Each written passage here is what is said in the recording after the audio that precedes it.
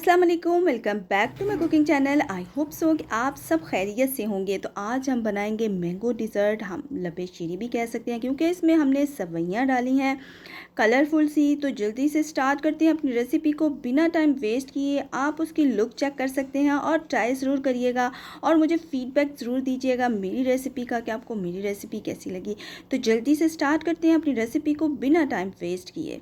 तो यहाँ पर मैंने जो चीज़ें ली हैं, कलरफुल सेवइयाँ ली हैं, उनको 3 से 4 मिनट के लिए हम बॉयल कर लेंगे। और अच्छे तरीके से बॉयल करने के बाद हम इनका पानी जो है गरम निकाल देंगे और इसके ऊपर ठंडा पानी ऐड करेंगे ताकि इसके अंदर जो चिपचिपाहट है वो ख़त्म हो जाए और हमारी सेवइयाँ रेडी हो जाएं।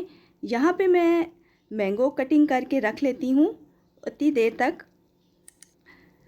मैंगो आप क्यूब्स की शेप में भी काट सकते हैं, आपका जैसे दिल चाहे आप मैंगो की कटिंग करके उसको डिज़र्ट में ऐड कर सकते हैं। तो मैंने क्यूब्स की शेप ली है। मैंगो कटिंग हो चुका है, सेवइयाँ भी हमारी रेडी हो चुकी हैं। अब हम जेली लेते हैं। जेली को बनाने के लिए मैंने 1.5 कप पानी लिया है और थोड़ा सा जैसे ही गर्म हो तो इसमें मैंने जेली ऐड कर दी है। जेली ऐड करने के बाद हम इसको अच्छे तरीके से मिक्स करेंगे और फिर हम किसी बर्तन में डालकर इसको ठंडा होने के लिए फ्रिज में रख देंगे। ठीक है, मैंने 2 फ्लेवर लिए हैं। अब दूसरी भी जेली को रेडी करके हम फ्रिज में रख देंगे ताकि दोनों एक साथ ठंडी हो जाएं और हम इजीली इसकी कटिंग कर सकें। यहाँ पे अब हम कस्टर्ड रेडी करते हैं। कस्टर्ड बनाने के लिए मैंने 2 से 2.5 ग्लास दूध लिया है। इसको अच्छे तरीके से बॉयल करते हैं और यहाँ पे कस्टर्ड जो है वो मैंने लिया है 2 से 3 चम्मच। आप कोई भी फ्लेवर ले सकते हैं।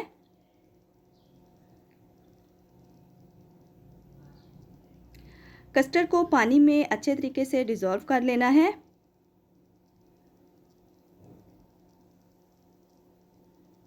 कस्टर्ड में चीनी ऐड करते वक्त आप अपने टेस्ट के हिसाब से चीनी ऐड करें।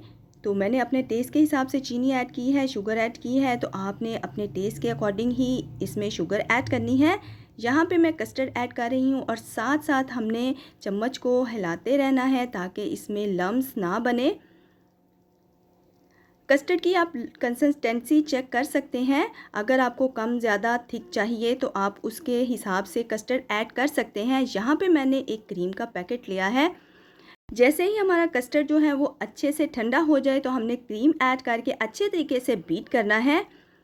दोनों चीज़ें अच्छे तरीके से मिक्स हो जाएं तो मैंने उसी बर्तन में मैंने जो सेवइयाँ बनाई हैं वो ऐड की हैं। सेवइयाँ ऐड करने के बाद अगेन हम फिर से इसको अच्छे तरीके से मिक्स करते हैं। अब हम बर्तन में ऐड करते हैं कस्टर्ड को। एक तह हम कस्टर्ड की लगाते हैं। कस्टर्ड की तह लगाने के बाद जेली जो हमने बनाई थी वो ऐड करते हैं। जेली ऐड करने के बाद हम फिर से कस्टर्ड की तह लगाएंगे, उसके ऊपर फिर से जेली की तह लगाएंगे।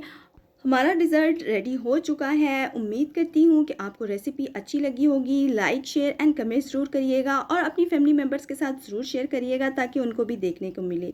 तो मिलती हूँ नेक्स्ट रेसिपी के साथ। दुआओं में याद रखिएगा। अल्लाह हाफिज़।